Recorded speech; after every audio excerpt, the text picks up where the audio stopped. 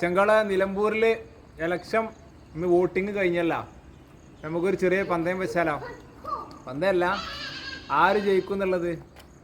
നമ്മുടെ Swaraj ജയിക്കോ, P V Anwar ജയിക്കോ, അല്ലെങ്കിൽ ആര്യാടെ ഷൗക്കത്ത് ജയിക്കോ, ഏത് പാർട്ടി അല്ലെങ്കിൽ ഏത് വ്യക്തികൾ ജയിക്കോ എന്നുള്ളത് ഒന്ന് കമൻറ്റ് ചെയ്തോളി. ആര് ജയിക്കും അല്ലെങ്കിൽ ആര് ജയിക്കും എന്നുള്ളതും എത്ര വൻപിച്ച മത്സരമാണല്ലോ, എത്ര വോട്ടിന് ജയിക്കും എന്നുള്ളത് കൃത്യമായിട്ട് കമൻറ്റ് ചെയ്യും. കൃത്യം വോട്ടിൻ്റെ എണ്ണം പറയുന്ന ആളുകൾക്കൊരു സർപ്രൈസ് ഗിഫ്റ്റും ഉണ്ട്. നമ്മൾ ആ കമൻ്റ് ഒന്ന് പിൻ ചെയ്ത് വെക്കുകയും ചെയ്യും. അപ്പോൾ നോക്കിയാൽ നമുക്ക് ആര് ജയിക്കുക എന്നുള്ളത്.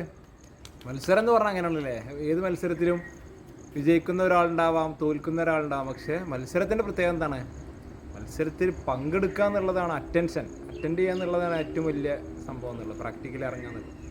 അപ്പോൾ ധൈര്യമായിട്ട് കമൻറ്റ് ചെയ്തോളി ആരാണ് ഇത്തവണ നമ്മൾ നിലമ്പൂരിൻ്റെ MLA ആകാൻ പോകുന്നത് എന്നുള്ളത്.